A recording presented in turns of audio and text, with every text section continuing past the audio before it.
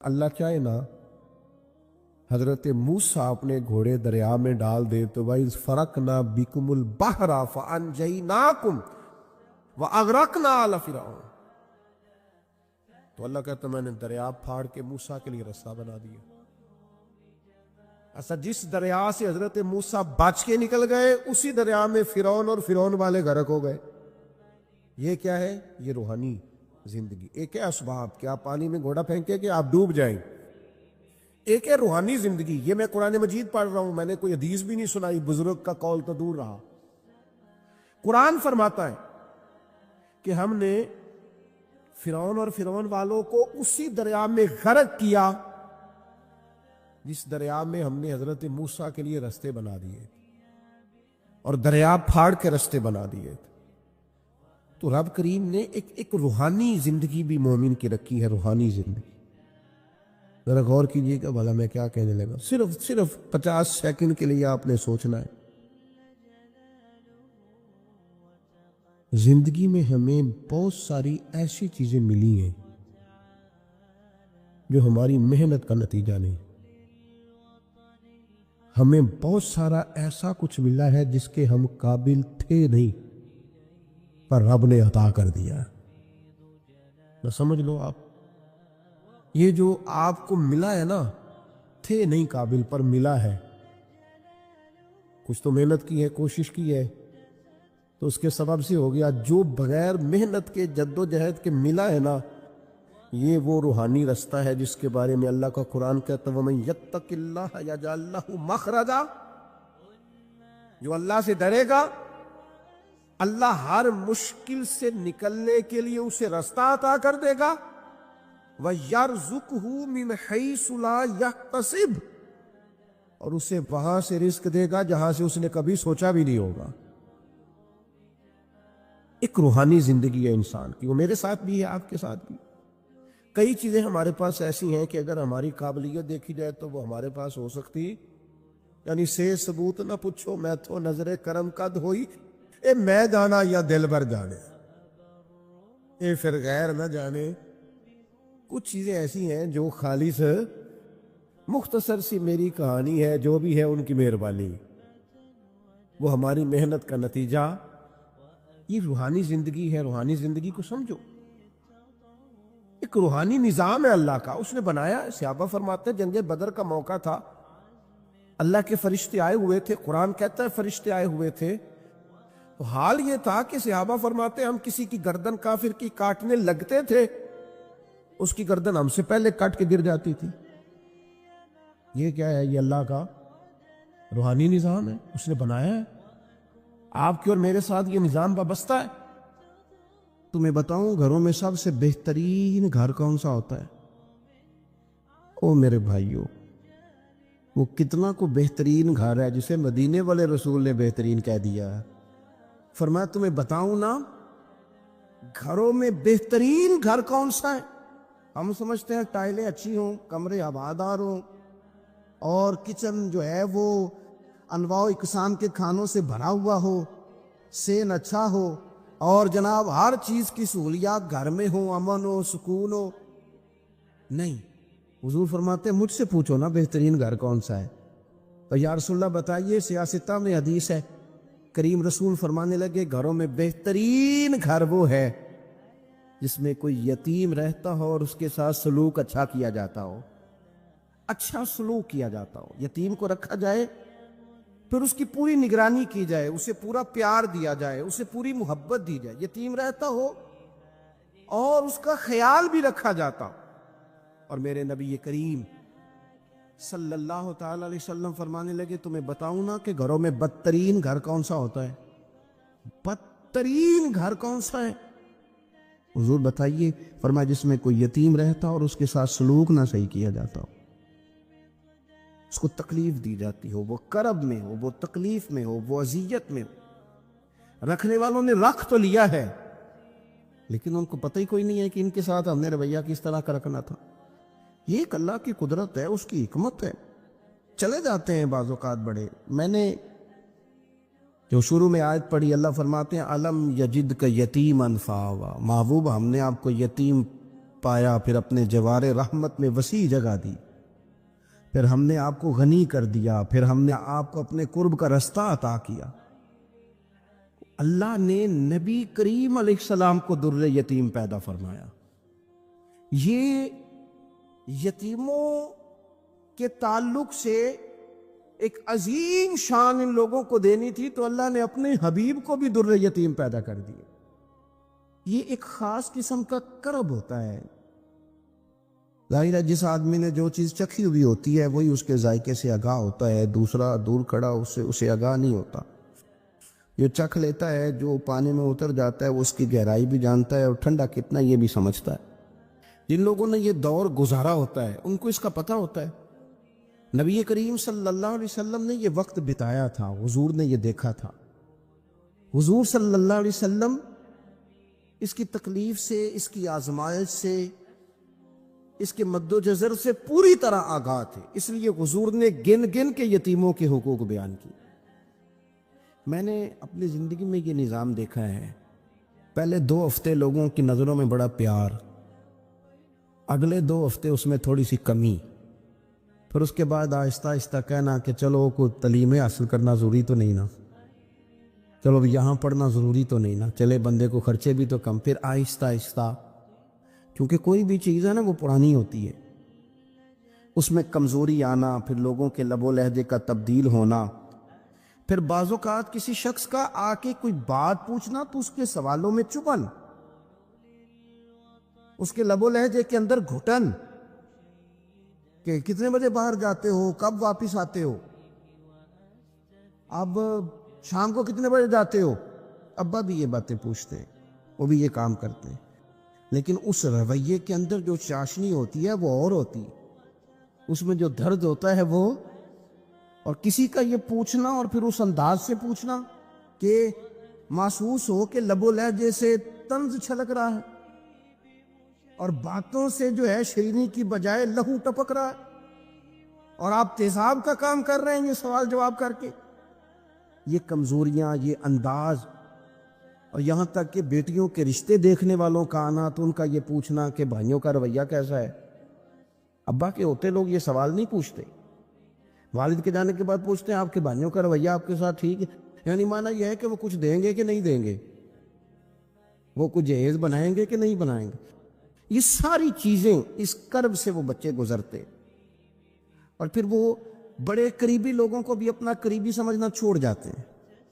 پھر ایک وقت ایسا آتا ہے کہ وہ سمجھتے ہیں ہمیں اپنے دامن میں ہی اپنے آنسو چھپا لینے چاہیے، کسی کو نظر نہ آئے۔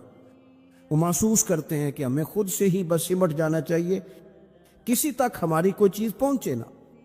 آہستہ آہستہ لوگ چیزوں کو چھپانے لگتے ہیں، اور یہ پوچھنا کہ روٹی کھائی ہے کہ نہیں کھائی، تو اس طرح پوچھنا جیسے کوئی خیرات لے کے کھڑا ہے دروازے پہ، آپ نے کھلانی ہوتی تو کھلا دی ہوتی۔ آپ نے گرمیوں کے کپڑے لے لیے ہیں کہ نہیں لے لیے، تو اس کا رنگ اس طرح کا ہے کہ جس طرح کسی کو اس طرح پوچھا جا رہا ہے کہ جیسے بڑا بھکاری ہے۔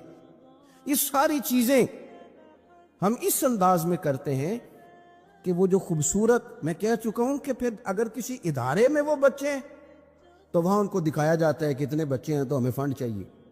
آپ اچھی نیت سے کر رہے ہوں گے صاحب، لیکن آپ اس کومپل کو بھی تو دیکھیں نا کہ اس نے کھلنا ہے، اس نے پھول بننا ہے، اس نے کس طرح چھاؤں لوگوں کو دینی ہے جب وہ خود مرجھا جائے گا۔ پھر یہ لوگوں کو، ایسے بچوں کو میں نے عام لوگوں سے نفرت کرتے دیکھا، پیچھے ہٹتے دیکھا، لوگوں کے لیے ان کے دلوں کے اندر اچھے جذبات نہ رہے۔ انہوں نے محسوس کیا کہ یہ ہمارے ساتھ تعاون کرنے نہیں آئے، یہ ہماری عزت کو مجروح کرنے آئے، یہ شفقت کرنے نہیں آئے، یہ تو خیرات دینے آئے۔ سنو، میرے رسول کریم صلی اللہ علیہ وسلم کا انداز کیا ہے یتیم کے تعلق سے۔ حضرت بشیر بن اقربہ رضی اللہ تعالی، مجموع زوائد میرے سامنے پڑی ہے، فرماتے احد میں میرے والد شہید ہو گئے۔ نبی پاک صلی اللہ تعالی علیہ وسلم نے مجھے اپنے گھوڑے کے پیچھے اپنے ساتھ بٹھا لیا گھوڑے پہ، اور میں سرور کائنات علیہ الصلوۃ والسلام کے ساتھ گھوڑے پہ بیٹھا ہوں، تو حضور مجھ سے پوچھتے ہیں تمہارے والد چلے گئے؟ میں رو پڑا۔ میں نے عرض کی حضور اب نظام کیسے چلے گا؟ آپ یقین کریں چھاؤں کا پتہ تب بھی چلتا ہے کہ جب دھوپ آتی ہے اور اس کی قدر کا احساس ہوتا ہے۔ محسوس ہوتا ہے جب کوئی گھر کا بڑا رخصت ہو جاتا ہے تو یوں لگتا ہے کہ ساری چھتیں کمروں کی بھی گر گئی ہیں، سین کی بھی گر گئی ہیں۔ اب یکدم دھوپ آئی ہے، پھر اس کا احساس محسوس ہوتا ہے۔ والد کے، دادا کے، بوڑھوں کے گھر میں ہوتے ہوئے تو بڑے سارے ویسے ہی مسئلے نہیں ہوتے، بہت سارے لوگ ویسے جھجکتے ہیں، سامنے ہی نہیں آتے۔ تو حضرت بشیر بن اقربہ رضی اللہ تعالیٰ عنہ کہتے ہیں میں نے کہا حضور میرے ابا جی چلے گئے، اب میں اپنے آپ کو بڑی تکلیف میں محسوس کرتا ہوں۔ قربان جائیں، حضور نے یہ نہیں فرمایا میں تیرا خیال رکھوں گا، یہ نہیں فرمایا فکر نہ کرنا۔ ہمارے جملے کیا ہوتے ہیں؟ کوئی حکم ہوا تو بتانا، کوئی کام ہوا تو کہنا، کوئی ضرورت ہوئی تو فوراً فون کرنا، یہ نہیں فرمایا۔ قربان جائیں، کیا ادائیں ہیں، کیا رنگ ہے، کیا دینے کا انداز ہے، اور کس طرح برکھا برستی ہے رحمت للعالمین محبوب کی۔ حضور فرمانے لگے بشیر کیا تو پسند نہیں کرتا کہ عائشہ تیری ماں بن جائے اور محمد عربی تیرے باپ بن جائیں؟ پسند کرتے ہو؟ حضرت بشیر بن اقربہ رضی اللہ تعالیٰ عنہ فرماتے ہیں کہ میں بیٹھا تو گھوڑے پہ تھا، پر مجھے یوں لگا کہ ساری ہی دنیا گویا میری جھولی میں آ گئی، سارا کچھ یہاں، اتنی بڑی بات حضور نے کر دی، اتنے بڑے جملے کہہ دیے۔ میں تو پسند نہیں کرتا، تجھے اچھا نہیں لگتا کہ عائشہ تیری ماں بن جائے اور محمد مصطفیٰ صلی اللہ علیہ وسلم تیرے والد بن جائے تو پسند نہیں؟ فرماتے ہیں بس ختم ہو گئی بات، پھر تو ہم نے دھوپ دیکھی کبھی نہیں، پھر تو غربت گویا آئی کبھی نہیں، پھر تو ہم نے دیکھا ہی نہیں مد و جزر کیا ہوتا ہے۔ وہ تو دنیا کی بات کرتے ہیں نا، مجھے تو لگتا ہے کہ جن کے لیے یہ لفظ آ گئے نا ان کی تو قیامت کی بھی ساری مشکلیں حل ہو گئے، کہ تو آخرت کے بھی سارے معاملات طے ہو گئے۔ میرے نبی کریم صلی اللہ تعالی علیہ وسلم ایک ہماری خاص توجہ، اور یہ ہمارا اپنا نفع ہے۔ ایک بچہ آ گیا، یتیم بچہ، اس نے آ کے عرض کی حضور 3 گھر میں افراد ہیں، میں، میری بہن اور میری بیوہ ماں، والد حضور چلے گئے اور آج نہ 3 دن ہو گئے روٹی کوئی نہیں کھائی۔ میں اس منظر کو بھی جانتا ہوں کہ جب یتیم گھر میں اکٹھے بیٹھے ہوتے ہیں اور پتہ ہوتا ہے ان کو کہ ہماری اماں کے پاس آج پیسے کوئی نہیں اور گھر میں روٹی بھی کوئی نہیں، تو پھر ان کو بھوک ہی نہیں لگتی۔ ہاں نہیں لگتی۔ اماں پوچھتی ہے پتر روٹی کھانی ہے؟ نہیں میں تو سویرے جو کھایا تھا وہ ہضم ہی نہیں ہوا، اماں جی شاہی کوئی نہیں۔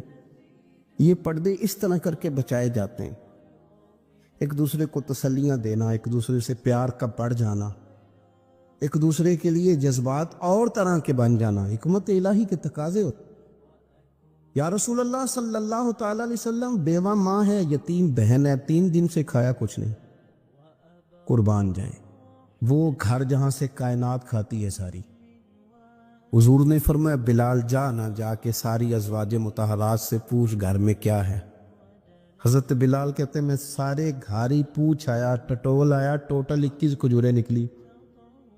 یہ 2 جہاں کے شاہ ہیں اور پاس کچھ رکھتے نہیں، 2 جہاں کی نعمتیں ہیں، ان کے خالی ہاتھ میں حضور کے سارے گھر کو میں ڈھونڈ 21 کھجوریں نکلی تو لا کے میں نے پیش کر دی، تو حضور نے ڈائریکٹ اس کو نہیں دی، نبی پاک نے اپنے ہاتھ پہ رکھ لی، اور کہتے پھر حضور نے نا اپنا منہ مبارک قریب کیا کھجوروں۔ صحابہ خود فرماتے ہیں کہ یہ جو حضور نے منہ مبارک قریب کیا نا تو نبی پاک برکت کی دعا کر رہے تھے، 21 کھجوروں پہ برکت کی دعا ہوئی۔ حضور نے اس بچے کو بلایا، تھپکی دی، فرمایا لے جا 7 تیری، 7 تیری بہن کی۔ انہیں معمولی نہ سمجھنا ہو تو حضرت بلال کہتے ہیں حضور 3 بھی دے دینا کبھی تو 30 سال ختم ہی نہیں ہوتی، 30 سال گزر جاتے ہیں، نکالتے رہو کھاتے رہو، ختم ہی نہیں ہوتی۔ حضور نے فرمایا 7 تیری، 7 تیری بہن کی، 7 تیری والدہ کی، اور 7 حضور نے اور بھی تلقین فرمائی، فرمایا ایک سویرے کھایا کرنا، ایک شام کو کھایا کرنا، یہ لے جا۔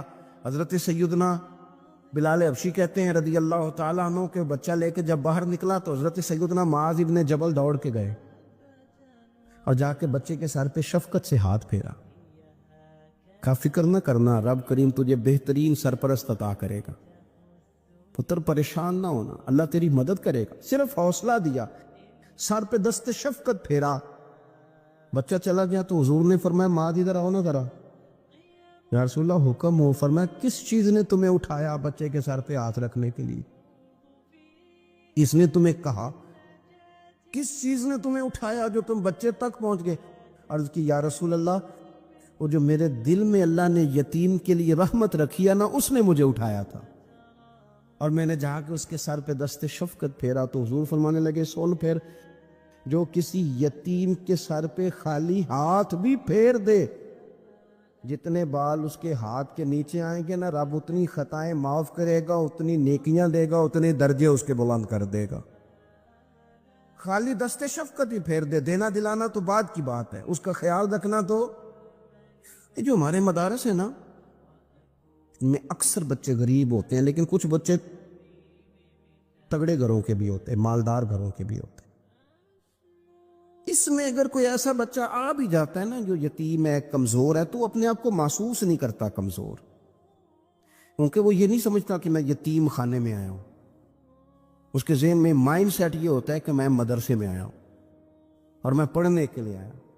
اور کیونکہ وہ کچھ وزادار بچے، مالدار بچوں کے ساتھ وقت گزارتا ہے، اسی دسترخوان پہ بیٹھ کے کھاتا ہے، اسی کلاس میں سب کے ساتھ بیٹھ کے پڑھتا ہے، تو اس کی عزت نفس مجروح ہونے کی بجائے طاقت پکڑتی. وہ برابری کی سطح پہ جب آتا ہے تو اسے محسوس ہوتا ہے کہ مجھے عزت دی جا رہی. اس لیے مدارس اسلامیہ میری نظر سب سے مضبوط جگہ ہیں جہاں مساکین کی، یتیموں کی، غریبوں کی صحیح معنوں میں کفالت بھی ہوتی ہے، تعلیم بھی ہوتی ہے، عزت بھی ہوتی ہے، تربیت بھی ہوتی ہے. میرے رسول کریم علیہ السلام بڑے انہماک کے ساتھ، بڑے توجہ کے ساتھ. اچھا ایک کام اور ہوتا ہے ہمارے ہاں، وہ کیا ہے؟ اگر کوئی یتیم مال چھوڑ گیا نا اس کا باپ، تو پھر تو وارے نہیں آ رہے ہیں اس کے. پھر تو اللہ خیر کرے کہ بہت سارے مل جائیں گے کفالت کرنے والے، بہت سارے ملیں گے دھیان رکھنے والے، بڑے سارے ملیں گے توجہ دینے والے. قرآن مجید نے فرما دیا ہے کہ جو یتیم کا مال کھاتا ہے وہ سمجھ لے کہ میں مال نہیں کھا رہا، میں آگ کھا رہا ہوں، آگ کھا رہا ہوں، آگ. سورہ نساء دیکھیے. ہمارے ہاں اگر تو مال چھوڑ گیا ہے تو پھر تو بہت سارے رشتہ دار مستقل اس کے محلے میں مکان لینے کو تیار ہو جاتے ہیں، الا ماشاءاللہ. پھر تو بڑے سارے ایسے بھی رشتہ دار بن جاتے ہیں جن کو والد کی موجودگی میں کبھی زیارت کا موقع بھی نہیں ملا تھا. یہ مال جو یتیم کا ہے اس کی تو زیادہ حفاظت کرنی تھی. ہم کئی دفعہ مسئلہ بتاتے ہیں، لوگ فتویٰ بازی شروع کر دیتے. مجھے بلایا گیا کہ ایک صاحب کا انتقال ہو گیا تو ان کا ختم شریف ہے، تو بچے ان کے نابالغ ہیں. تو میں نے کہا کہ آپ اس طرح کریں، ان کے مال میں سے زیادہ پیسے نہ صرف کریں. نہیں بڑے پیسے کمائے ہیں جی، اس نے ساری زندگی باہر نکالی، یا تو لاکھوں کروڑوں کمائے ہیں، تو چھوٹا گوشت پکائیں گے، بکرے کا گوشت پکائیں گے اور ہم ان کا ختم شریف دلائیں گے. تو میں نے کہا صاحب آپ رشتہ دار ہیں، ان کے بچوں کے مال کی حفاظت کریں. ختم شریف تو اس میں گوشت زیادہ ہونا ضروری نہیں، اس میں تو درد سے دعا کرنا ضروری ہے، اس میں تو تلاوت قرآن پاک کے سال ثواب میں ضروری ہے، ذکر اذکار ضروری ہے. اب شعیب علیہ السلام کی قوم ناب تول میں کمی کرتی تھی، تو اللہ تبارک و تعالیٰ نے ان پر بتا عذاب کس طرح کا بھیجا. شدید گرمی ہوئی، اللہ ہمیں محفوظ فرمائے. سارے آمین کہہ دیا. دیکھیں کتنا اچھا موسم کر دیا رب کریم. اللہ ہمیں محفوظ فرمائے، اللہ رحمت فرمائے. شدید گرمی کی لہر آئی، باہر اتنی گرمی ہوئی کہ لوگ اپنے گھروں میں گھس گئے. جس طرح سورج کی شعائیں گھروں کے اندر داخل ہو جاتی، اس طرح گرمی کی لہر اندر داخل ہوئی. اور جس طرح کسی کو آگ لگ جائے تو وہ آدمی اچھلتا کودتا ہے نا، اس طرح یہ لوگ اچھلنے لگے اور اچھل کود کے مر گئے. جرم کیا تھا؟ ناب تول میں کمی کرتے. حضرت داؤد کی قوم بھی تباہ ہوئی. جرم کیا تھا؟ ہفتے والے دن مچھلیاں نہیں پکڑنی تو یہ پکڑتے تھے. حکم ہے نا مسلمان کو نماز کے ٹائم کوئی اور کام نہیں کرنا، نماز پڑھنی ہے. میرا خیال ہے مسلمان تو فٹافٹ آ جاتے ہیں، سارے پہنچ جاتے ہیں نا مسجدوں میں. ہلکا ہلکا بول رہے ہیں آپ، کیوں نہیں پہنچتے؟ اگر حضرت سیدنا، اور پتہ انہیں سزا کیا ملی؟ اللہ نے فرمایا اس ٹائم عبادت کرنی ہے، کام نہیں کرنا، وقت نہیں ہے کام کا۔ انہوں نے مچھلیاں پکڑی، 12,000 لوگ تھے، پتہ ہے مالک نے سزا کیا دی؟ بندر بنا دیا اللہ کریم۔ قرآن مجید کا پہلا سپارہ پڑھے، فَجَعَلْنَاهَا نَكَالًا لِمَا بَيْنَ يَدَيْهَا وَمَا خَلْفَهَا۔ اللہ فرماتے ہیں پچھلوں کے لیے بھی عبرت بنا دیا، بعد والوں کے لیے بھی عبرت، نشان عبرت بنا دی۔ بندر بن گئے، اور جو ان کے دوست جو بچ گئے تھے ان کے پیر چومتے تھے، روتے تھے۔ 3 دن بندر بن کے زندہ رہے، پھر اللہ نے سب کو اجتماعی موت دے دی۔ اگر مسلمان سے اللہ کہے کہ نماز کے ٹائم کاروبار نہیں، جمعے کے ٹائم کاروبار، تو مسلمان کہتا ہے نہیں مجھے مہلت ملی ہوئی ہے۔ یہ تو اس وقت پتہ چلتا ہے نا جب بچے ڈیوٹی لگاتے، ہاں ہاں ہاں عذاب آتا ہے، اس وقت پتہ چلتا ہے۔ میں نے دیکھا یہ منظر، اس وقت پتہ چلتا ہے جب بچے کسی ملازم 6,000 کی ڈیوٹی لگاتے، کہتے ہیں ابے کا دھیان رکھنا، ہم دکان پہ بیٹھنے لگے۔ پھر اسے سمجھ آتی ہے اگر میں نماز کے ٹائم مسجد میں ہوتا تو آج میری اولاد میری خدمت میں ہوتی۔ میں نماز کے ٹائم مسجد نہیں گیا تو بچوں نے 6,000 کا ملازم بٹھایا ہے، ابا جی کا خیال رکھ، ایک نرس بلائی ہے تو خیال رکھ۔ کدھر ہوتے ہیں مسلمان نماز کے ٹائم؟ ایک عیسائی نے اعتراض کیا ہے، سنے، وہ کہتا ہے مجھے لگتا ہے مسلمانوں کے 3 خدا ہیں۔ مسلمان اڑ گیا، کہنے لگا نہیں ہمارا تو ایک ہے، کہا نہیں 3 ہے، معاذ اللہ استغفر اللہ، ہمارا ایک ہے۔ کہنے لگا نہیں میں ثابت کرتا ہوں، ایک تمہارا خدا 5 نمازوں کا ہے، ایک رمضان کا ہے، ایک عید کا ہے۔ لگتا ہے معاذ اللہ عید والا زیادہ تگڑا ہے، تم زیادہ آتے ہو، رمضان والا لگتا ہے اس سے کچھ کمزور ہے، تم تھوڑے آتے ہو، اور 5 نمازوں والا شاید سب سے کمزور ہے۔ بات عقل کی ہے کہ نہیں؟ اس نے اعتراض ٹھیک کیا، تو مسلمان کو چاہیے نا خیال کرے۔ ایک یہودی نے لکھا تھا، اس نے کہا تھا جس دن مسلمانوں کی تعداد فجر کی نماز میں اتنی ہو گئی جس دن جتنی جمعے میں ہوتی ہے، اس دن نہ کوئی یہودی سازش کرے گا، نہ کوئی عیسائی تلوار نکالے گا۔ شرط یہ ہے کہ یہ اسی طرح فجر پڑھنے آئے جس طرح جمعہ پڑھنے آتے ہیں، تو پھر کوئی شخص بھی ان کو کسی جگہ شکست دے سکتا تو ہمارے گناہ ہمیں پریشان کرتے۔ یہ جتنی آزمائشیں ہیں ان کے پس منظر میں گناہ ہیں۔ ہماری زندگی کے اندر جتنی تکلیفیں، ہماری پریشانیوں کا سبب ہم کون ہیں۔ بہت ساری جگہوں پہ ہم غلطی کرتے ہیں، اس کی ہمیں سزا ملتی، غلطی کی سزا۔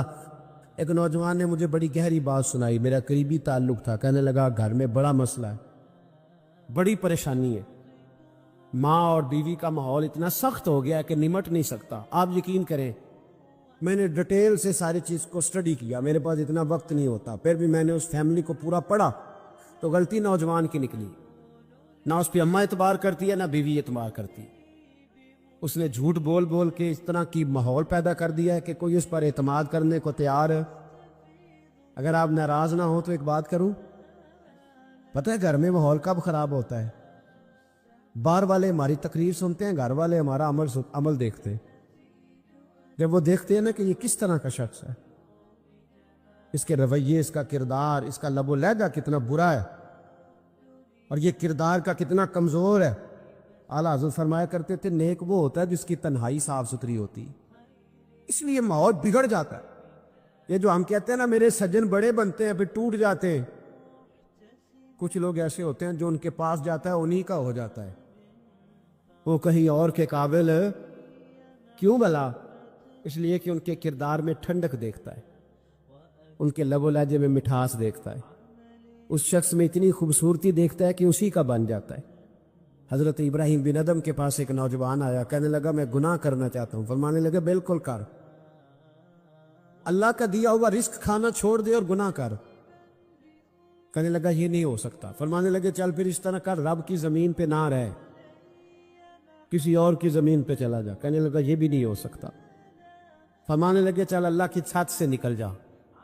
کہنے لگا یہ بھی نہیں ہو سکتا، تو آپ رو پڑے۔ فرمانے لگے پھر جناب اسرائیل جب آئیں تو ان سے کہنا مجھے 2-3 سال کی مہلت دے دے۔ پچھلی میری گناہوں میں گزر گئی، میں ذرا 3 سال عبادت کر لوں۔ تو وہ شخص بھی رونے لگا، کہنے لگا حضور وہ مہلت نہیں دیتے، وہ جب لینے آتے ہیں تو پھر لے کے اللہ تعالیٰ نے جب انسان بنانا چاہا نا تو جناب جبریل کو کہا مٹی لے کے آ زمین سے۔ حضرت جبریل نے مٹی پہ ہاتھ ڈالا تو باقی کی مٹی رونے لگ گئی، اسے جدا نہ کر۔ تو جناب جبریل چھوڑ کے چلے گئے، حضرت میکائیل کو بھیجا، مٹی لا، مٹی پہ ہاتھ ڈالا تو باقی کی مٹی رونے لگ گئی، چھوڑ کے چلے گئے۔ جناب اسرائیل کو بھیجا، مٹی پہ ہاتھ ڈالا تو باقی کی رونے لگ گئی، چھوڑ کے نہ جاؤ۔ تو حضرت اسرائیل فرمانے لگے تیرا رونا دیکھو کہ رب کا حکم دیکھو۔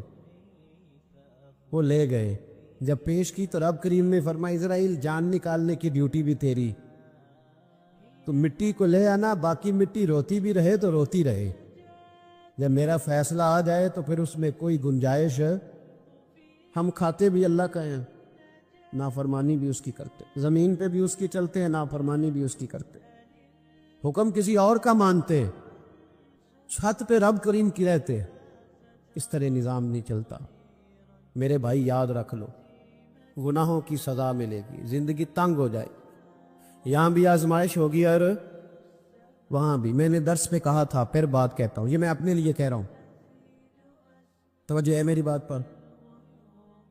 دعا فرمایا کرے کہ جو کچھ ہم نظر آتے ہیں اللہ ہمیں ویسا بننے کی توفیق بھی عطا فرما۔ اللہ ویسا بننے کی یہ مشکل معاملہ ہے، مشکل۔ لیکن ایک آدمی سیاستدان ہے، اس نے بڑے اچھے نعرے لگائے، انقلاب آ جائے گا، میں غریب کا بھلا کر دوں گا، میں یتیموں کے سر پہ ہاتھ رکھوں گا، میں مجبوروں کی مدد کروں گا، میں دکھیوں کی مدد کروں گا، مزدوروں کو۔ اس نے اچھے اچھے نعرے سکھائے، اچھا اس نے پیغام دیا، اندر اس کے یہ تھا کہ اقتدار ملے گا تو مرضی کروں گا۔ لوگ اس کے گرد بھی گئے، اس کی گاڑی کے پیچھے بھی بھاگے، لوگوں نے اس کے نعرے بھی لگوائے، جیب سے پیسے لگا کے اس کے پوسٹر بھی شائع کیے، لوگ اس کے گرویدہ ہو گئے، لوگوں نے پوری، اور میری قوم نے تو بیچاری نے کئی دفعہ دھوکے کھائے۔ جس نے نعرہ لگایا غریب اسی کے پیچھے مسیحا بن کے چل پڑا، آج دھوکہ دے لیا، لوگوں کو پیچھے لگا لیا۔ یہ بتاؤ اگر راز کھل جائے، اگر راز کھل جائے کہ یہ دھوکہ دے رہا ہے، یہ فریب کر رہا ہے، تو لوگ اس کا کیا حال کریں گے؟ یہ راز قیامت میں کھل جائے گا، قیامت میں یہ راز یہ کھل جائے گا، کھل جائے گا، یہ دھوکے باز تھا۔ اذا زلزلت الارض زلزالہا، جب زلزل آئے گا جیسے اس کا آنا ٹھہرا، واخرجت الارض اثقالہا، زمین اپنے بوجھ باہر نکال دی۔ اس سے مراد کیا ہے کہ زمین پہ جو جرم ہوئے زمین بتا دے گی، باہر نکل آئے۔ وقال الانسان ما لہا، انسان کہے گا اسے کیا ہوا، یہ تو سب کچھ بتا رہی، بوجھ باہر نکال دے گی۔ ایک آدمی پیر طریقت بن کے بیٹھ گیا، جبہ کھبا پہن کے بڑی پگڑی باندھ کے بیٹھ گیا، اچھی نیک باتیں بتانے لگا، لوگ اس کی دست بوسی کرنے لگے، ہاتھ چومنے لگے، پیچھے لگ گئے، خدمت کرنے لگے، جیب سے نذرانہ دینے لگے۔ اس کے نام پر لوگ اپنی جیب سے لنگر پکانے لگے، خانقاہ کی خدمت ہونے لگی، مہمان اس کے آتے، نوکری کوئی اور کرتا۔ میں نے کہا تھا شاید اپنے لیے کہہ رہا ہوں، ڈیوٹیاں لوگ کرنے لگے، حالات بدلنے لگے، لیکن اس کے اندر تو چور تھا، وہ تو دکاندار تھا، تو یہاں جو اس کے پیچھے لگے تھے وہ تو سچے تھے، انہیں تو اجر ملے گا، لیکن اس کا جب راز کھلے گا تو بڑی رسوائی ہو، اس کا جب راز کھلے گا تو بڑی، ایک میری طرح کا دیندار تھا، جو چہرے کا تو نیک تھا، اندر پتہ نہیں کیا کچھ تھا، ایک طوائف گزر رہی تھی، اس نے اس کو تبلیغ کر دی، کہنے لگا بس کر دے، سیانی بن جا۔ تو کسی دانشور میں لکھا ہے اس نے بڑا سخت جواب دیا، اس عورت نے کہنے لگی بابا میں تو جو ہوں وہ نظر بھی آ رہی ہے، تو بتا جو تو نظر آتا ہے وہ تو ہے کہ نہیں؟ اس بندے نے چیخ ماری اور بے ہوش ہو کے گر پڑا۔ لوگوں نے کہا بابا آج کسی صوفی کا کلام سنا ہے؟ جو بے ہوش ہو گیا تو اس نے کہا نہیں، آج طوائف کی بات سنی ہے، طوائف کی۔ اور وہ عجیب بات کر گئی ہے، وہ کہہ گئی ہے میں تو جو ہوں میں نظر آ رہی ہوں، تو بھی تو بتانا، تو بتانا کہ تو دستار امامت پہنتا ہے، تو بتا، تو جو کہلاتا ہے تو وہ ہے کہ نہیں؟ یہ وقال الانسان ما لہا، یہ راز قیامت میں کھلے گا۔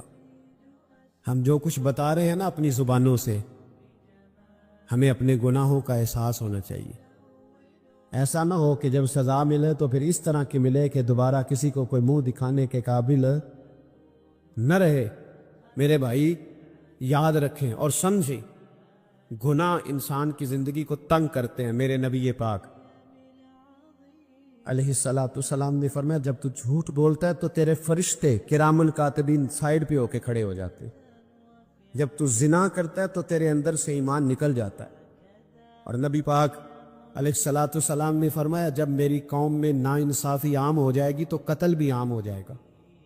اور سن لو، لکھ لینا یہ حدیث دل کی تختی پر۔ نبی پاک علیہ السلام نے فرمایا جب میری قوم میں بے حیائی اور بدکاری عام ہو جائے گی تو 2 سزائیں اللہ دے گا۔ ایک تو جوان موتیں آئیں گی، جوان بچے کچھ بھی نہیں دیکھا چلے گئے، اور دوسری سزا اللہ یہ دے گا کہ ایسی بیماری آئیں گی جن کا علاج نہیں ملے گا، ایسے امراض ٹوٹ پڑیں۔ اگرچہ میں آپ کو ایسی تقریر بھی سنا سکتا تھا جس پہ آپ بہت زیادہ محظوظ ہوتے، پر میں نے اس جمعے میں ایسا موضوع چنا ہے جس کا ہمیں خاص ضرورت ہے۔ بھائی دیکھیں تو صحیح، کہیں ایسا تو نہیں کہ ہم ان عیبوں میں مبتلا ہیں۔ میرے نبی کریم علیہ السلام نے فرمایا جب تم نیکی کا حکم دینا اور برائی سے منع کرنا چھوڑ دو گے پھر اللہ تم پر ظالم حکمران مسلط کرے۔ اور اگلے لفظ اس سے بھی زیادہ سخت ہیں، محبوب فرمانے لگے پھر تمہاری نیک لوگ دعائیں بھی کریں گے تو اللہ وقتی طور پر ان کی دعاؤں کو بھی قبول نہیں فرمائے گا، اس لیے کہ تم لوگوں نے نیکی کا حکم دینا اور بھلائی سے روکنا چھوڑ دیا۔ عزیزو یاد رکھو، جب گناہ عام ہوتے تو پھر حالات بدلتے اور لوگوں کو سزا ملتی ہے ان کے گناہوں کی، بلکہ یہاں تک لکھا ہے کہ نیت خراب ہو تو سزا شروع ہو جاتی۔ کیا خراب ہو؟ بولیے گا۔ نیت بھی خراب ہو تو سزا۔ حضرت رومی کہتے ہیں کہ ایک بادشاہ کو پتہ چل گیا کہ ایک آدمی نے بڑا اچھا باغ لگایا ہے، خوبصورت باغ ہے، مالٹے کا، کنوں کا باغ، بڑا پیارا۔ بادشاہ نے کہا ذرا جا کے دیکھتا ہوں۔ بادشاہ سلامت باغ دیکھنے آئے تو اب وہ مزدور آدمی تھا، عام آدمی تھا جس نے باغ لگایا، کسان تھا، اس کو کہا کہ چند کنوں توڑ کے لایا تو بڑے پیارے لگے۔ ایک دو اور لایا، کھائے، بڑے میٹھے، بڑے پیارے، بڑے توانا، بڑا مزہ آیا۔ تو بادشاہ کے دل میں خیال آیا کہ اس پہ قبضہ نہ کر لوں باغ پہ۔ ہمارے یہاں نا کرائے پہ دکان دیتا نا مالک، وہ جب کسی غریب کی چل جاتی ہے کہتا تو خالی کر، میں نے خود ڈال لی ہے، چل گئی نا اس کی۔ حالانکہ رزق اپنے اپنے نصیب کا ہے، رزق اپنے اپنے نصیب کا ہے، جس کو اللہ تعالیٰ چاہتا ہے عطا کرتا ہے۔ تو اس کو کہا کہ اور توڑ کے لا، اور دل میں خیال ہے کہ یار اتنا اچھا باغ ہے، قبضہ کر لیتے ہیں۔ ہماری حکومتیں قبضہ کر لیتی ہے کہ جو چیز اچھی لگ جائے تو۔ اب وہ کسان 2-3 کنوں توڑ کے لایا، اس نے کھائے تو کھٹے نکلے، ترش تھے۔ کہنے لگا تجھے کیا ہو گیا ہے؟ تو بندہ بڑا صاحب دل تھا، کہنے لگا میں تو ٹھیک ہوں، آپ اپنی نیت سے پوچھیں کہیں خراب تو نہیں ہو گئی۔ تو کنوں میں بھی اس کا اثر آ گیا ہے، اپنی نیت، تو نیتیں بگڑ جائیں نا، نیتیں۔ اب ایک بات کہنے لگا ہوں، غور سے سننا۔ جب تک 2 بھائی اکٹھے کاروبار کرتے ہیں، نیت ہوتی ہے کہ ہمارا گھر چلے گا، تب تک اللہ برکت دیتا ہے۔ اور جب اپنی اپنی جیبیں سمیٹنے لگ جاتے ہیں نا کہ یہ میرا 5,000 ہے، آج میں گیا تھا اگرائی کرنے، یہ میرا 10,000 ہے، آج میں نے محنت زیادہ کی، جب وہ ٹٹولنے لگتے ہیں پھر اس دکان سے بھی برکت اٹھ جاتی ہے۔